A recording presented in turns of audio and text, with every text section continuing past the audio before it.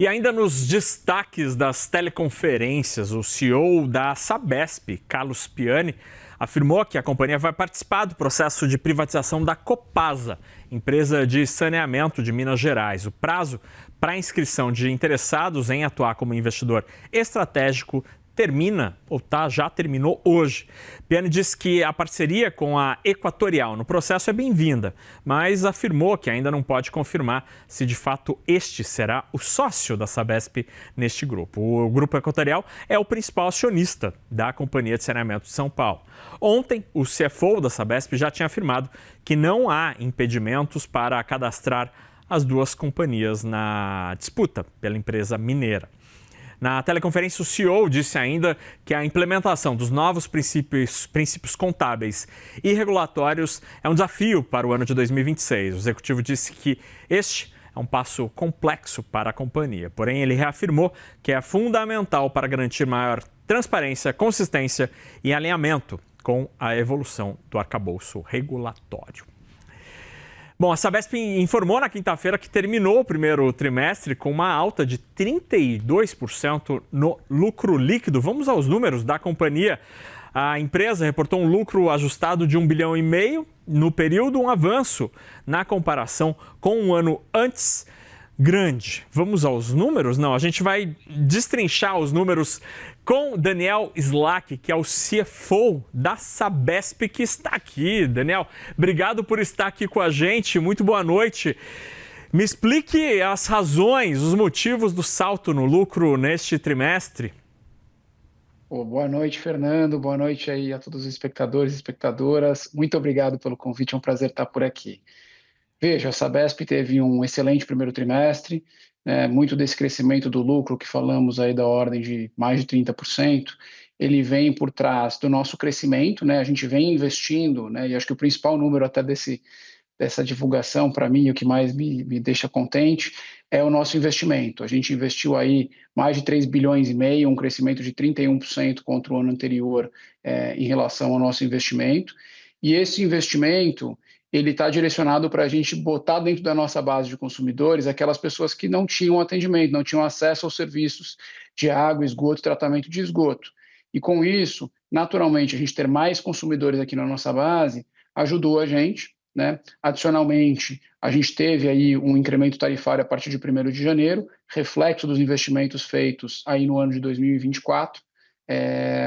E aí, junto com tudo isso, a gente também teve uma melhora da eficiência operacional, uma redução dos nossos custos operacionais, até porque a gente tem um plano muito ambicioso de investimento, e aí como a gente tem que fazer todo esse investimento, a gente tem melhorado a nossa eficiência aqui, para a gente conseguir liberar recursos para investir na nossa população.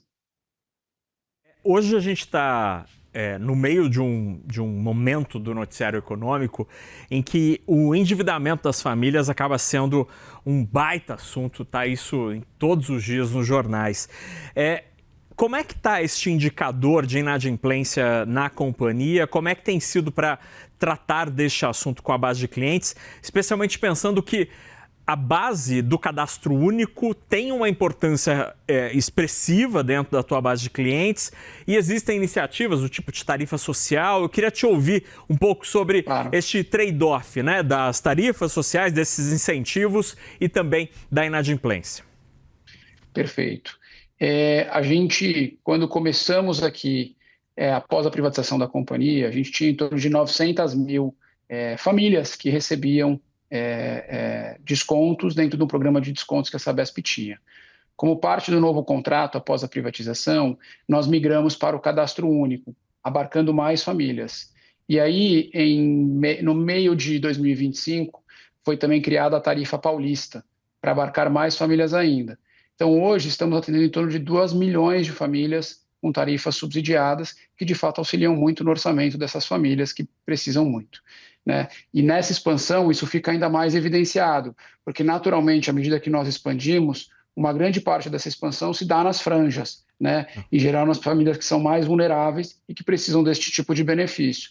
Então, isso acaba se traduzindo nesses benefícios aí de tarifas sociais e a tarifa paulista que a gente tem para auxiliar esses consumidores a ficarem adimplentes. E sobre a inadimplência, Como é que tem sido esse indicador?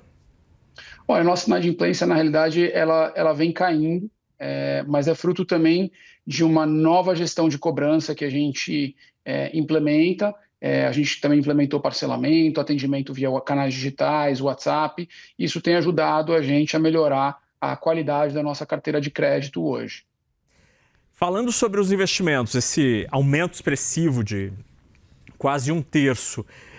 Do ponto de vista da meta de universalização, vocês estão indo com bastante conforto nessa trajetória, mas eu queria te ouvir do ponto de vista do acionista. O que o CFO da Sabesp pode contar para o acionista diante desse desembolso tão expressivo?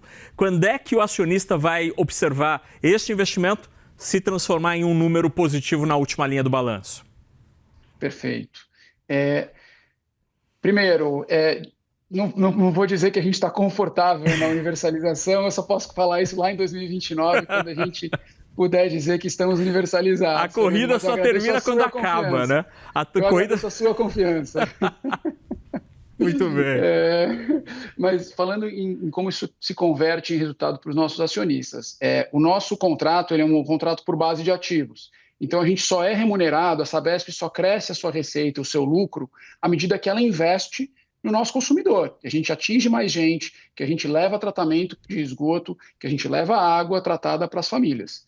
Então, isso o alinhamento de incentivos ele existe e a gente tem incorporações anuais desses investimentos na nossa base de ativo e na nossa tarifa de equilíbrio que vai ser cobrada no ano subsequente.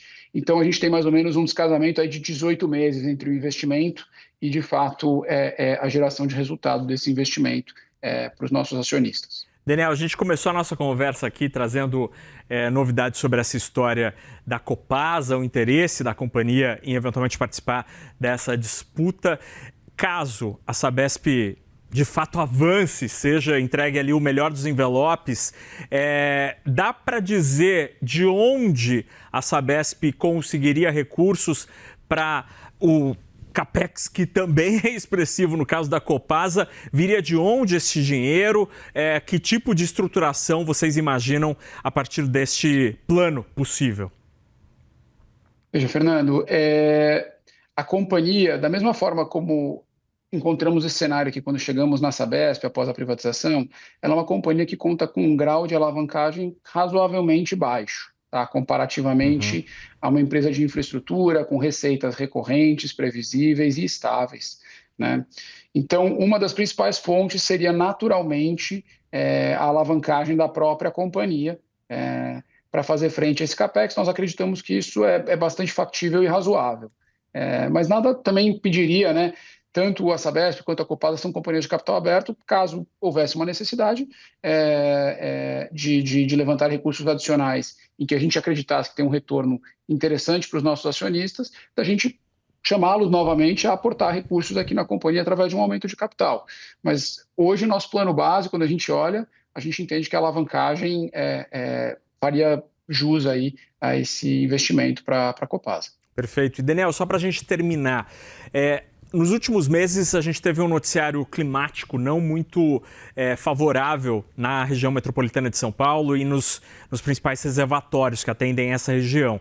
A Sabesp tem atuado com o investimento, vocês têm anunciado isso, né? Medidas para tentar ampliar essa segurança hídrica desta região. Qual é o peso desses investimentos, vamos dizer assim, emergenciais, entre aspas, ou uma resposta a essa situação climática, e como eles afetam o balanço da companhia? Isso é expressivo do ponto de vista do impacto financeiro? Veja, ano passado fizemos 700 milhões de reais de investimentos em segurança hídrica. Adicionalmente, tivemos a oportunidade no final do ano passado de adquirir a EMAI, que é uma empresa de geração de energia, mas que também conta com a gestão de vários recursos hídricos aqui, sobretudo na região metropolitana de São Paulo, que é onde a gente tem a maior deficiência per capita de disponibilidade hídrica, né? Então, com isso já melhoramos muito a nossa resiliência hídrica. Estamos estudando um plano que estaria no próximo ciclo do contrato, ou seja, de 2030 em diante, de investimentos, de antecipar esses investimentos agora para este ciclo até 2029. Esse é um plano aí que seria de eventuais 8 bilhões de reais de investimentos antecipados do próximo ciclo, Quando a gente, naturalmente isso aqui está sendo discutido com o regulador, com a SP Águas, com concessão, né, para a gente poder aplicar em qual dosimetria este plano seria. Isso posto, dentro do plano de CAPEX da companhia, isso é relevante, 8 bilhões são 8 bilhões, mas representaria alguma coisa em torno de 10% do plano original de investimento da companhia. Então, é relevante, mas não é no relativo não é uma mudança muito grande de patamar. Perfeito. A gente conversou com Daniel Slack, que muito gentilmente cancelou o happy hour desta sexta-feira para conversar com a gente aqui no Money. Daniel, obrigado pela conversa. Pelo menos da nossa parte, está liberado para o happy hour. Bom fim de semana, meu caro. Muito obrigado a você também e a todos os espectadores e espectadoras. Um abraço. Tchau, tchau. Boa noite. Tchau, tchau.